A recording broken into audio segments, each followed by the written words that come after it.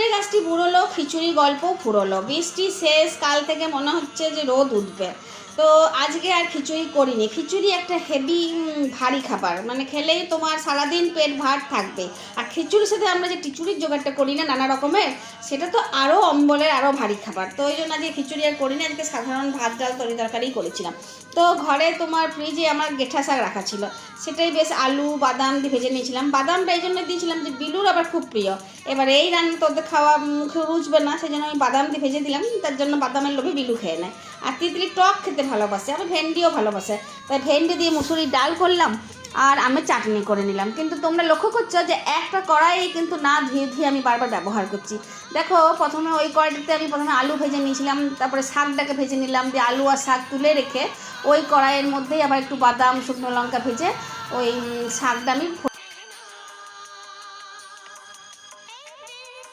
ফোড়ন দিয়েছিলাম, দিয়ে শাকটা শুকনো শুকনো করে নামিয়ে নিলাম। পরিমাণ মতো লঙ্কা ঝাঁঝে হাঁচি পেয়ে গেল, কিছু মনে করো না, যাতে শাকের মিষ্টিটা থাকে। আর হলুদ দিই না, হলুদের জন্য না শাকেরটা কালারটাও চেঞ্জ হয়ে যায়, তিতকুটা খেতে লাগে।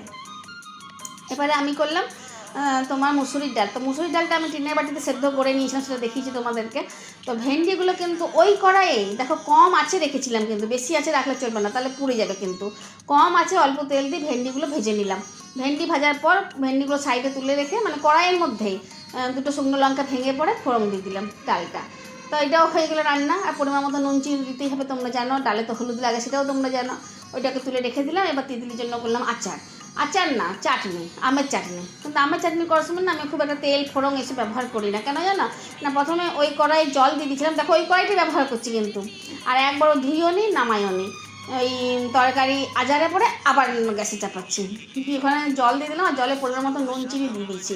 আর আমগুলো সেদ্ধ হতে দিয়ে দিলাম। দিয়ে যখন একটু জলটা মরে গেলো, শুকনো শুকনো হয়ে গেলো, তখন ভাজা মশলা আমার রাখাই থাকে, ওই জিরে ধনে আর তোমার শুকনো লঙ্কা বাটার মশলা, সেটা দিয়ে নামিয়ে দিলাম শুকনো শুকনো করে। কোনো তেলই লাগবে না, ওই ভাজা মশলার গন্ধেই চাটনি একদম এমন খেতে লাগবে দুর্দান্ত যে তুমি মনে করবে যে কী করে আমি এই রান্নাটা করেছিলাম।